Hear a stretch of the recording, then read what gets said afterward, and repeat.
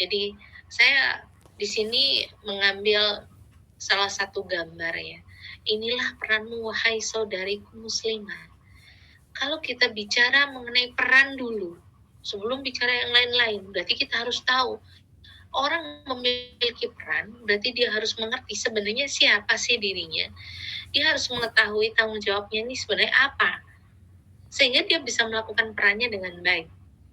Maka esensinya ketika kita bicara peran, esensinya itu sebenarnya tanggung jawab sebagai muslimah. Nah, memahami status itu penting. Jadi kalau kita bicara dulu ya, sebelum kita bicara skill yang lebih, saya mengawali dulu. Jadi memahami status dulu.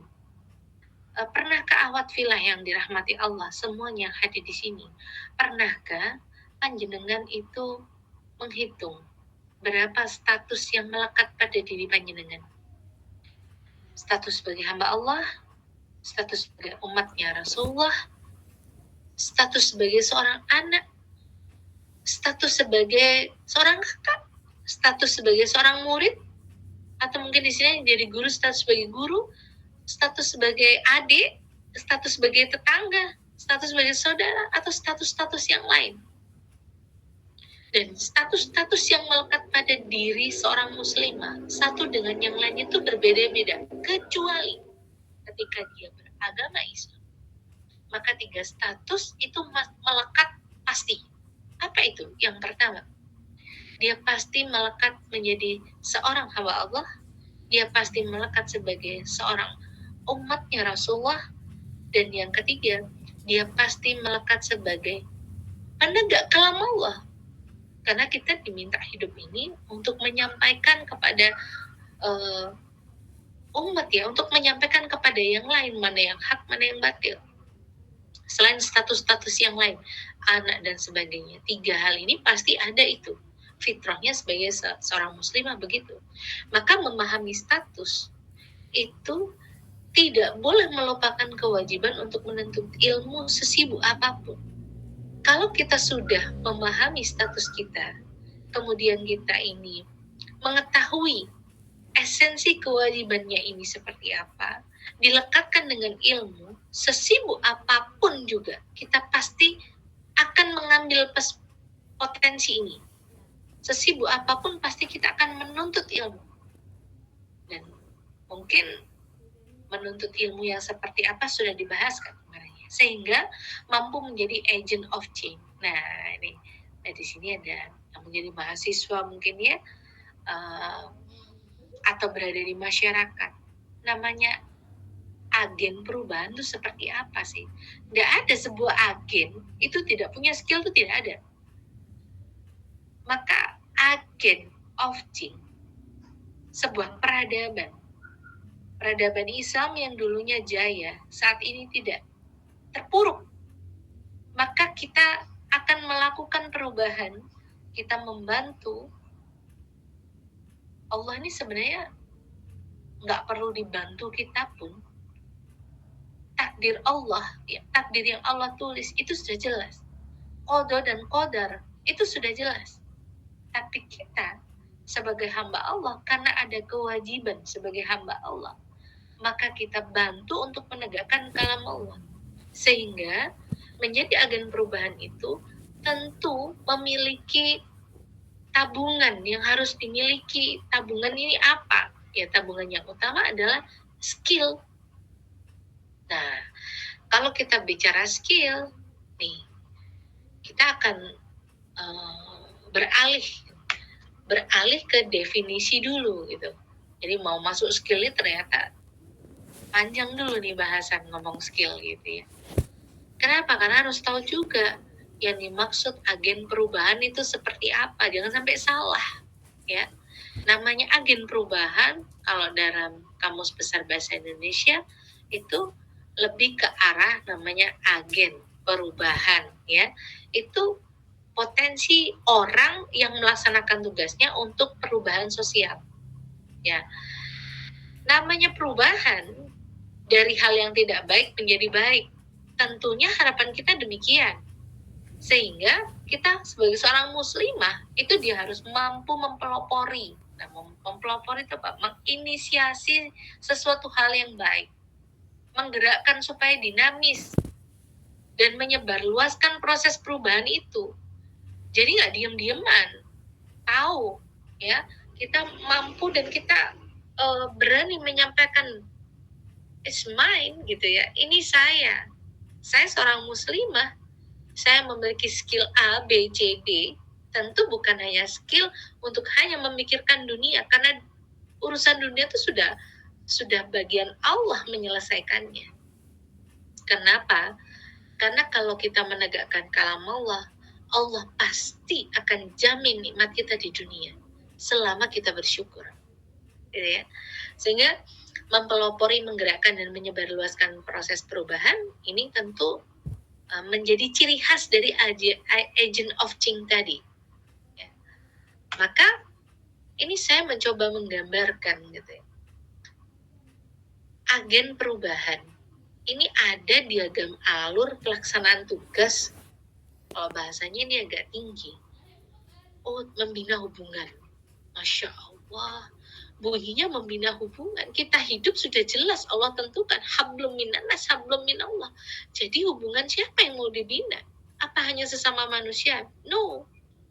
Ya, hubungan dengan Allah dan hubungan sesama manusia. Dengan berbagai status kita. Nggak mungkin misal kita berteman. Kalau kita tidak membina hubungan dengan Allah, pasti pertemanan kita hanya pertemanan berasaskan kebermanfaatan. Ya. Maka bina dulu hubungan kalau kita mau melakukan sebuah perubahan. Hubungan dengan siapa? Hubungan dengan Allah, hubungan dengan sesama yang akan kita lakukan perubahan. Ya. Sehingga nanti skill kita ini jelas. Plotnya ini untuk mana? Yang kedua, mendiagnosa katanya. Menganalisis siapa yang dia diagnosa. Kita diberikan oleh Allah indera untuk melihat, berpikir, mengucapkan, menyentuh, mendiagnosa. Kita dilengkapi dengan hal-hal demikian. Ini tidak asal, sehingga ketika kita menyelesaikan sebuah masalah, melihat fakta dan sebagainya, ada proses berpikir di situ. Proses berpikir yang utuh. Okay? Maka benarlah bahwa yang di awal ini dibina dulu, baru didiagnosa. Nggak mungkin kita mendiagnosa seseorang atau mendiagnosa sebuah komunitas, kelompok, masyarakat. Bahkan mungkin mendiagnosa diri kita sendiri kalau kita tidak tahu, siapa saya, tidak mengetahui siapa dia, siapa mereka dan sebagainya. Maka bangun hubungan. Nah, setelah kita membangun hubungan, mendiagnosa, lanjut kita harus punya nih sumber yang relevan untuk bisa memecahkan masalah ini apa. Kan masalahnya tadi sudah dapat. Sumbernya apa ya? Jelas. Sumbernya kalau kita seorang muslimah, kita beragama Islam, jelas. Al-Quran, Al-Hadis, Ijma' dan Qiyas para sahabat. Harus wajib. Tidak boleh tidak. Perkara ada sumber-sumber pemikiran logis yang lain, itu nomor sekian setelah yang 4 ini. Nah, maka berarti benar-benar harus memahami ini. Betul. Setelah itu baru bisa memilih pemecahannya. Kita mau pilih karena kita sudah punya ilmunya, maka kita pilih. Kita mau pakai jalan yang hak, mau pakai jalan yang batil. Ya. Kalau sudah Afwan Ustazah, slide-nya masih di yang pertama, belum bergerak. Oh, gitu kah? Enggak, Ustazah. Oh. Kalau begini, begini? Oke, sudah, Ustazah. Apa wah, ini berarti dari tadi nih ya? Masya Allah. Oke, coba saya ini dulu ya. Dan tadi masih slide ini? Enggak, Ustazah, masih belum bergerak. Oh, baik. Ini yang kedua, ini yang tadi saya sampaikan ya, inilah peranan gitu ya. Kemudian ini esensi tanggung jawab kita gitu ya, memahami status dan tidak melupakan kewajiban. Sepertinya kalau slideshow dia berhenti dalam satu ini ya. Kalau slideshow Kalau seperti ini? Ini sudah di slide ketiga, Ustazah. Oke, baik. Kalau begini? Masih tetap di slide 3, Ustazah. Oke, baik. Masya Allah. Afwan ya, ini berarti tidak mau bergerak. Kalau seperti ini, kira-kira di layar terlihat apa tidak tulisannya? Jadi tidak perlu saya slideshow. Terlihat? Terlihat, Ustazah. Oke, baik. Masya Allah. Afwan ya, ini yang tadi saya jelaskan. Yang pertama, kita akan membina hubungan, mendiagnosa ya. Kemudian dapat sumber yang relevan seperti apa. Kemudian kita pilih pemecahan masalahan, memilih pemecahan masalahannya dengan apa? Dengan sumber tadi Al-Quran, Al-Hadis, Ijma' dan Qiyas para sahabat. Ya, setelah itu kita bisa memilih akhirnya mana yang hak, mana yang batil.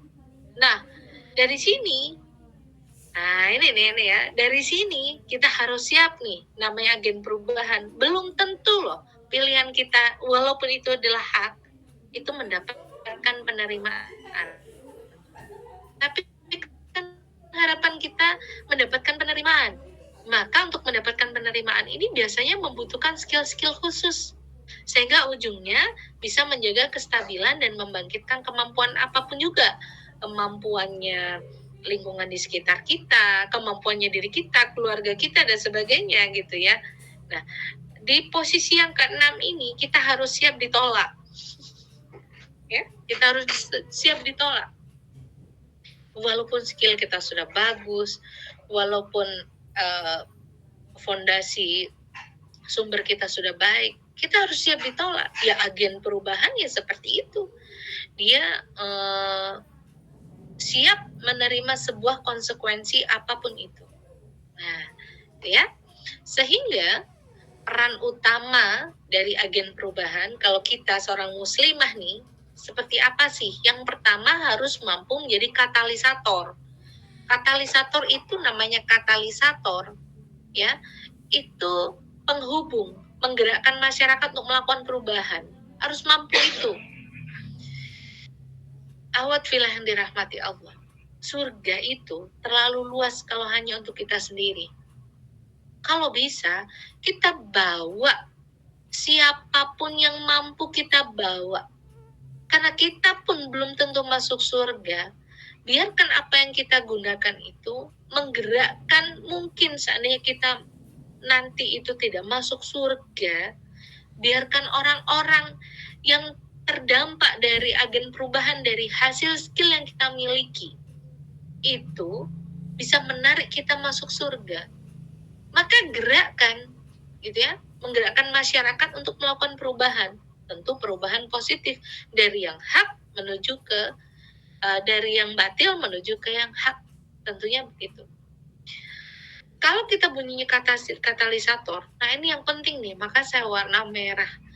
Berarti dia harus punya skill. Nanti saya akan tunjukkan skill apa sebenarnya yang harus dimiliki. Karena kita juga harus mampu memberikan pemecahan masalah. Berarti kita harus kreatif, inovatif, nggak begitu-begitu aja. Apalagi sekarang zamannya zaman copy paste, gitu ya. Zamannya zaman AI gitu ya. Kreativitas dan inovatifnya ini semakin terpuruk apabila tadi skillnya menjadi skill hitam, ya, bukan skill putih lagi, ya. Nah, berikutnya bisa membantu proses perubahan, bisa membantu pemecahan masalahnya, menyebarkan inovasi, memberi petunjuk, juga menjadi penghubung. Jadi, menghubung tuh enak loh, Masya Allah. Meskipun kita jadi penghubung, kita bukan menjadi tokoh utama katalisator misalnya, hanya menjadi penghubung aja deh. Ya, linker dengan sumber-sumber yang berkaitan dengan pemecahan masalahnya.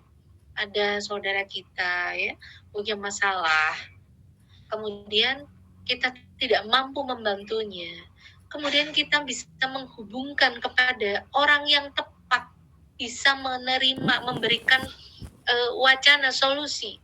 Itu amal jariah yang luar biasa. Nah, jadi jangan dianggap agen perubahan itu harus punya skill utama sendiri. Dia harus benar-benar jadi corong utama. Tidak harus seperti itu. Ya.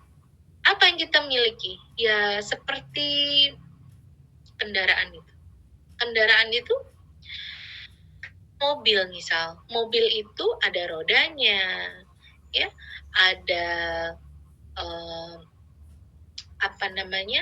bensinnya ada tempat duduknya, ada yang nyetir gitu, ya, ada kerangkanya, semuanya itu terlibat ketika mobil ini mau berjalan.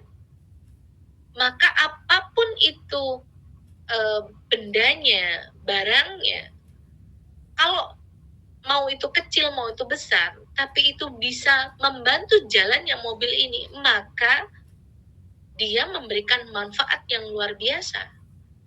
Gitu. Sama seperti diri ini gitu ya. Ketika mau membangun skill itu seperti itu pikirnya. Nah, sehingga saya gambarkan di sini muslimah dalam kelompok agen itu ada dua. Ada yang laten, ada yang memberikan manifestasi tertentu. Kalau yang laten gimana?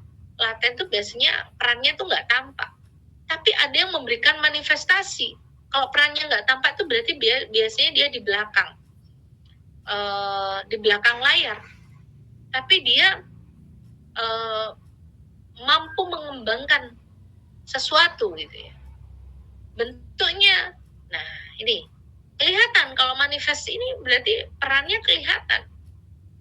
Bisa jadi kadang skill kita itu bukan skill yang bisa dilihat orang, tapi skill kita skill laten, yang mungkin kita hanya konseptor, tapi menjalankan orang lain, ya nggak apa-apa, gitu ya. Tapi semua skill-skill yang ada nanti harus bisa menjadi agen perubahan, begitu. Maka saya gambarkan juga agen perubahan itu seperti apa. Ini ya, kalau kita bicara agen perubahan, skillnya di masyarakat itu seperti apa? Skillnya untuk umat ini, skillnya untuk sesama hamba Allah ini seperti apa? Ya harus mau mempromosikan, menjelaskan, mendemonstrasikan. Kalau mempromosikan, menyampaikan syiar, otomatis ketika kita menyampaikan sesuatu, sasaran kita mereka akan sadar dan tahu. Kalau menjelaskannya lebih detail, pasti sasaran kita akan berminat mencoba mencari informasi lebih dalam. Kalau mendemonstrasikan, mencontoh, bisa jadi mencontoh kita gitu ya. Kita mendemonstrasikan sesuatu, pasti sasaran kita itu akan mengevaluasi. Kemarin saya gini, ini gini, oh ternyata ada yang beda nih. Perbedaannya dengan saya seperti ini. Masya Allah ya. Kalau kita melatih mereka pasti akan intuisinya pengen mencoba. Nah, kalau kita membantu dan melayani, Masya Allah. Kalau kita ini, taskiful ummah ya, memberikan pelayanan kepada umat dengan baik, memberikan pelayanan kepada saudara kita dengan baik, pasti mereka akan menerima dengan baik. Nah, kalau sudah posisinya begini, agen perubahan, itu Anda harus segera sedikit demi sedikit menarik diri. Kenapa? Karena jenengan sebenarnya sudah menjadi bagian hidup dari orang-orang di sekitar jenengan dengan skill yang jenengan punya, tapi biar mereka itu berjalan sendiri, mandiri, tidak berubah itu karena Anda, tapi berubah karena kesadarannya. Ini yang penting. Tidak sedikit di luar sana yang muslimah memiliki skill. Ketika dia melakukan kemudian menjadi agen perubahan untuk orang lain, ternyata nih, ketika jenengan tidak ada, menarik diri dari masyarakat, ternyata orang ataupun masyarakat, hamba-hamba Allah yang tadi sudah jenengan bantu perubahannya, ternyata yang dilihat itu bukan Allah, tapi perubahannya itu karena jenengan. Ketika jenengan nggak ada, mereka kendor lagi. Nah, ini berarti ada yang salah dalam proses. Ya, maka di sini saya sampaikan bahwa bagaimana sih bila muslimah bisa menjadi agen perubahan dengan skillnya. Harus seperti apa untuk menjadi agen perubahan yang memiliki skill itu yang seperti apa? Ya sudah, yang utama pasti itu adalah ilmu. Kenapa? Karena ilmu itu bisa untuk menentukan prioritas amal dalam kehidupan. Nah, kenapa ini saya tulis finish? Karena saya sudah mendapatkan informasi dari panitia, panjenengan semuanya sudah mendapatkan materi mengenai ilmu. Jenengan sudah punya materi itu, tinggal amalnya. Ya. Dari amal ini, skill yang pertama yang harus Anda punya adalah bagaimana Anda menentukan prioritas amal dalam kehidupan. Itu skill. Maka skill itu sebenarnya ada dua. Ada soft skill, ada hard skill. Yang saya bahaskan di sini, ternyata untuk menggerakkan kita menjadi seorang muslimah yang luar biasa, itu bukan hard skill, soft skill. Menentukan prioritas amal dan kehidupan itu adalah sebuah soft skill. Gak semua orang bisa menentukan prioritas amal. Seperti hari ini di Kabupaten Jember misalnya. Qadarullah saya sekarang posisi ada di Kabupaten Jember. Pas lagi di Jember ini ya. Berapa hari lagi bergeser lagi ke Semarang. Misalnya, saya bicara prioritas. Di Jember nih, malam ini juga, mulai tadi sore, itu sudah ada GFC nih. Ya. Ini kan, ayo, mau ikut kajian, apa lihat itu, gitu ya. Ya, ini skill ini. Jadi skill itu ada dua, ada soft skill, ada hard skill. Yang soft skill dalam ranah Islam, ya yang pertama menentukan prioritas amal. Gimana mau menentukan prioritas amal kalau kita nggak punya ilmu? Ya. Hadis riwayat Bukhari menyampaikan barang siapa yang dikehendaki baik oleh Allah, maka dia akan diberinya pemahaman tentang agamanya. Maka untuk mendapatkan ilmu yang bermanfaat, ternyata butuh diundang oleh Allah. Kalau kita membangun hubungan dengan Allah, bahasan saya tadi di awal ya, bagan tadi, tahapan-tahapan untuk menjadi agent of change tadi, membangun hubungan hablum minallah, hablum minanas tadi. Kalau kita nggak membangun hubungan dengan Allah, nggak akan terpanggil. Nggak akan Allah itu ngelirik kita. Ya. Allah nggak akan menghendaki kita untuk bisa memprioritaskan amal. Ya sudah, sama seperti keumuman di luar sana. Gitu ya. Ini skill yang harus dimiliki. Yang kedua, skill ternyata mencapai target dengan cepat dan tepat. Kalau bilang mencapai target, berarti harus punya skill perencanaan. Hidup harus punya perencanaan. Walaupun Allah sudah tentukan dalam Lauhul Mahfuz, kita ini nanti seperti apa di dunia. Allah sudah tentukan itu. Tapi kita sebagai manusia, ada upaya untuk berikhtiar. Sehingga ikhtiar dan tawakal kita ini sama jalannya. Maka, kalau bunyinya adalah mencapai target dengan cepat dan tepat, ayo direncanakan hidup. Skill ini harus dimiliki. Skill merencanakannya harus dimiliki.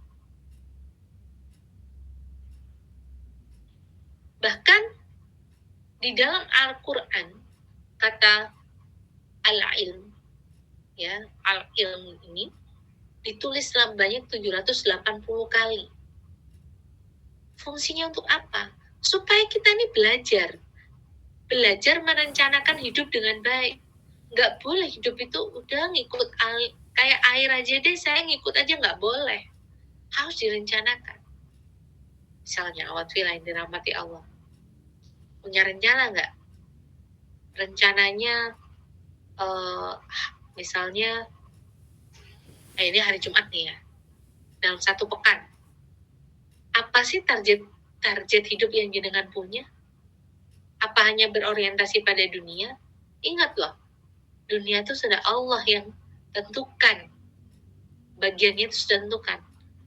Tapi yang sifatnya ruhiyah, meningkatkan ruhiyah kita sehingga amal kita nggak salah dalam mencapai dunia tadi, ini harus ditulis dengan baik. Target-targetnya harus ditulis dengan baik. Silakan, boleh gitu ya. Apa hanya targetnya harus sifatnya ya hanya keislaman saja gitu? Ya bukan, ditata maksudnya. Kalau kata orang manajemen namanya POAC, planningnya ada, organisingnya ada, ya, di manajemen yang baik, diaksikan, diamalkan, dan C dikontrol. Seringnya kita merencanakan, seringnya kita sudah mengorganisir dengan baik, seringnya kita sudah mengimplementasikan amal kita, tapi lupa mengevaluasinya, sehingga harusnya hari ini lebih baik dari kemarin tuh nggak ada. Ya pancet, tahun lalu yus ngono iku saiki yang ini kayak gitu ya. Maka soft skill ini penting sekali, ya. Dan Al-Quran ini memandang belajar itu sebagai hal yang sangat penting ya. Maka kalau kita bicara target, sekali lagi ilmu itu silakan miliki ilmu agama yang utama dan wajib itu ilmu pendukung. Misalnya dengan pengen jadi pedagang, ya jenengan harus merencanakan hidup jenengan bagaimana saya memiliki keilmuan berdagang itu yang baik menurut syariat Islam seperti apa, ya, maka pelajari itu. Saya ingin menjadi guru, maka bagaimana Islam mengajarkan dalam kitab Ta'limu Ta'alim misalnya, sebagai guru itu seharusnya seperti apa, harus punya ilmunya itu, direncanakan untuk ke murid harus seperti apa, harus punya ilmunya. Ketika menjadi dokter harus seperti apa, ya, belajar. Dan tentu proses belajar ini pasti ada trial and error. Ketika posisinya error, harus kita evaluasi. Seperti apa sih? Sehingga soft skill perencanaan untuk mencapai target itu jelas. Yang berikutnya, meningkatkan kapabilitas dan profesionalisme. Dikatakan profesional itu seperti apa sih? Ingat di dalam Quran surat Ar-Ra'd yang disebutkan innallaha la yughayyiru ma biqaumin hatta yughayyiru ma bi anfusihim. Sesungguhnya Allah tidak akan mengubah keadaan suatu kaum sebelum kaum itu sendiri mengubah apa yang ada pada diri mereka. Jadi, jenengan sekarang feel-nya di mana? Satu feel dulu. Karena ini berkaitan dengan hard skill ya. Feel saya berdagang. Maka hard skill-nya apa yang mendukung untuk berdagang? Nah, berarti kapabilitas sebagai seorang pedagang itu harus seperti apa? Biar mencapai profesionalisme pedagang yang sesuai dengan syariat itu seperti apa? Profesional. Jangan profesional menurut keumuman. Tapi profesionalisme menurut Islam itu seperti apa? Ini yang disebut sebagai akidah tadi. Pemikiran menyeluruh. Ya, berpikirnya menyeluruh. Gak hanya berdagang, enggak. Tapi gimana dagang yang baik, bagaimana yang memuaskan, bagaimana yang membawa berkah, begitu. Bukan hanya mencari untung, kan gitu. Sehingga untuk meningkatkan kapabilitas dan profesionalisme ini, skill tadi, ya, itu harus diupayakan dengan apa? Ikhtiar, tawakal, ikhlas, dan sabar. Ya, gak ada orang mengasah skill itu gampang, itu tidak ada. Pasti sulit. Ada posisi dia terpuruk, ada posisi dia diuji, gitu ya. Apalagi itu tadi, kita berhubungan dengan sesama manusia yang memiliki karakter yang berbeda-beda. Nah, skill yang berikutnya yang harus dimiliki itu adalah manajemen waktu. Skill manusia itu akan rusak hanya karena tidak bisa melakukan manajemen waktu yang baik. Ya, maka ingat bahwa waktu itu tidak terulang, dia tidak tergantikan. Dan waktu itu adalah modal kehidupan akhirat. Waktu itu adalah harta termahal. nilainya berbeda-beda, mau dengan tanaman. Kepekaan ini harus ada, skill-skill ini harus ada. Bahkan dengan makhluk gaib pun kita harus punya kepekaan. Apa itu? Ya jangan ganggu, jangan main-main gitu. Insya Allah ya. Jadi teringat saya, dan saya penggiat Timbun Nabawi, nggak sedikit gitu ya kalau yang kesini itu minta, awalnya hanya minta bekam gitu, tapi udah di tengah-tengah udah kelihatan di awal aja pada saat berdoa bersama itu udah ngelewat, akhirnya muncul juga keluar udah nggak kuat dan sebagainya. Ternyata nggak kuatnya karena apa? Karena pernah diisi misalnya.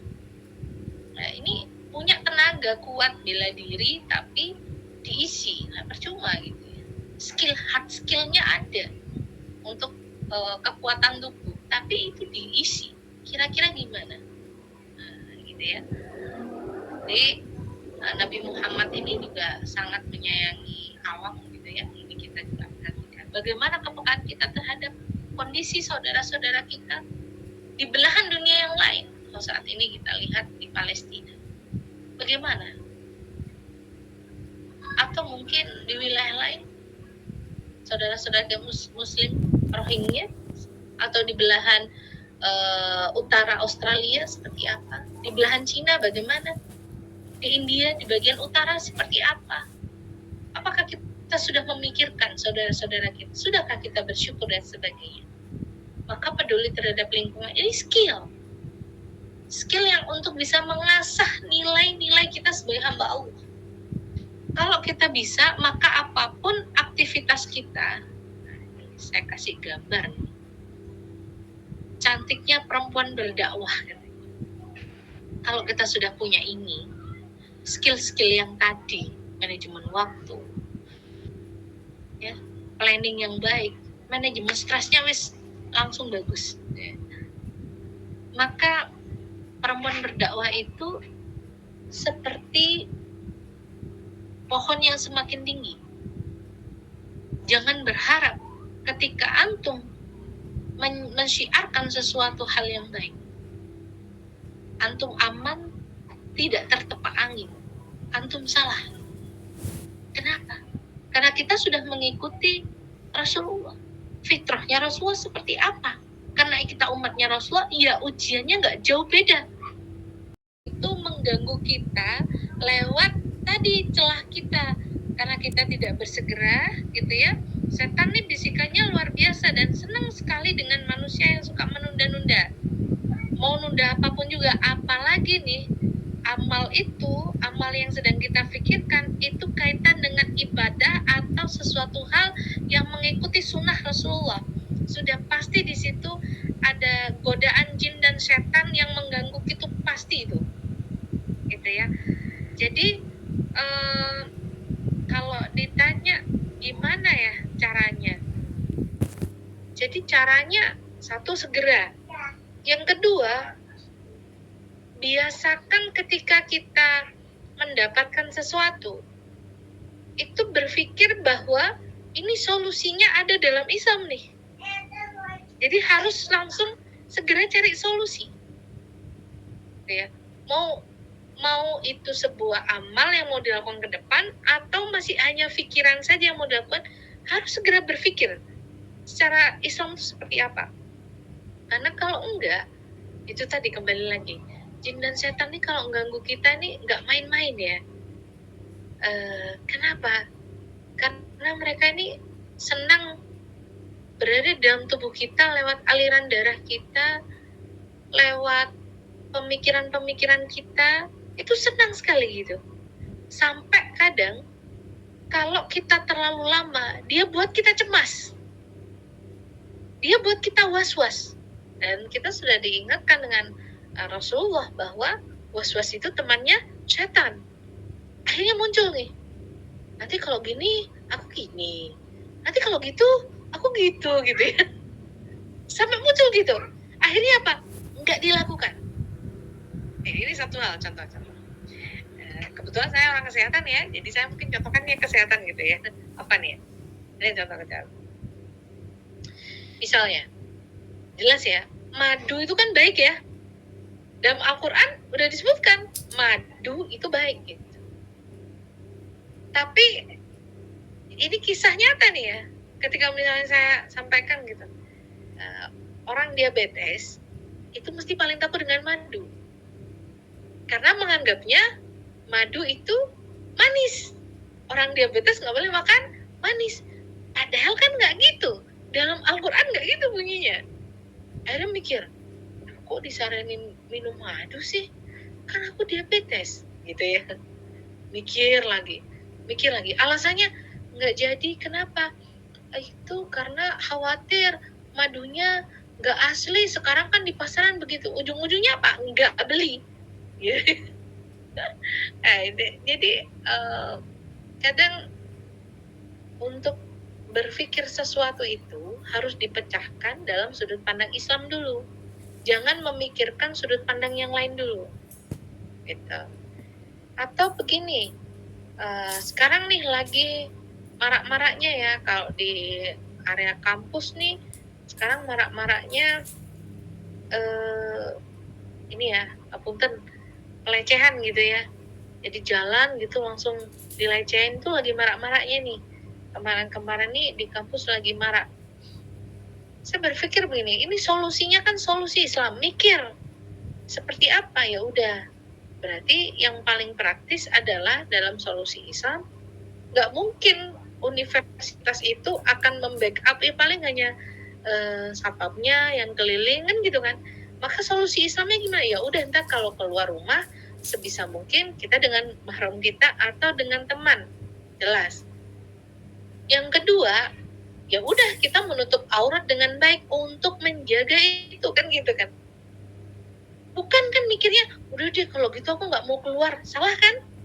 Ini bukan pikiran solutif gitu. Jadi jangan banyak mikir.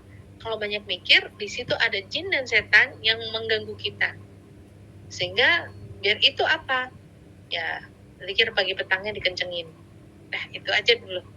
Kalau dikit pagi petangnya dikencengin, insya Allah aman. Pikiran-pikiran yang menghambat kita untuk berpikir langsung cepat, itu langsung hilang. Gitu. Itu mungkin jawaban singkat dari saya.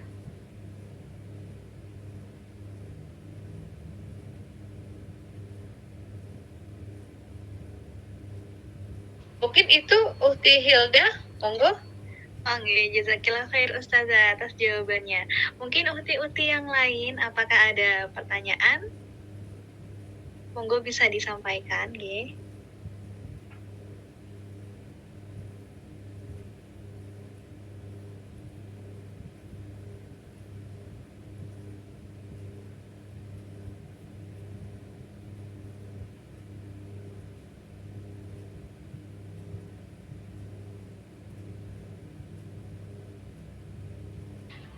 Kalau nggak ada mungkin Uhti Hilda aja boleh. Biasanya nih kalau moderator nih biasanya ngempet gitu ya, mau tanya tapi saya moderator gimana gitu. Gak masalah Ustazah, semisal saya yang bertanya Ustazah. Sangat tidak masalah sekali. Biasanya itu memicu pertanyaan yang lain muncul. Insya Allah. Mungkin itu Ustazah. Tadi kan Ustazah sempat menyinggung bagaimana jika skillnya kita malah menghambat dakwahnya kita gitu Ustazah ya. Nah, Iya.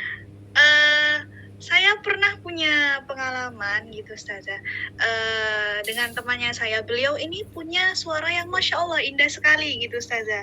Nah, jika dibuat murotal ini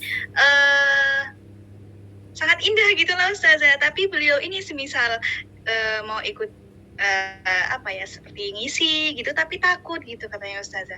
Takutnya itu malah suaranya dianggap aurat gitu Ustazah. Jadi seringan berhenti di jalan, enggak mau gitu Ustazah. Jadi itu sebenarnya termasuk menghambat atau enggak ya Ustazah? Iya. Kalau suaranya itu, kalau suaranya ya mohon maaf ya Alvan, ini kan ada perbedaan fikih ya kaitan dengan apa suara adalah aurat itu dulu ya, bahasan itu ya. Ada sebagian yang menyampaikan memang suara itu adalah aura, gitu ya. Ada sebagian lagi itu tidak selama, gitu, tidak selama, ada syaratnya. Sehingga kalau saya mengambil yang tetap sebenarnya suara ada aurat, tetapi, gitu, ada tetapi. Siapa sih yang kita jadikan sasaran dakwah ini siapa? Nah, kalau sesama akhwat kayak gini, mau kita ngaji meliuk-meliuk seperti apa gitu ya. Kan ya halal saja, bahkan mungkin bisa memotivasi gitu kan. Ya nggak masalah gitu. Tapi kalau suara ini dibuat mungkin lagu, kemudian di-share ke banyak orang dan sebagainya, ya ini lain lagi gitu.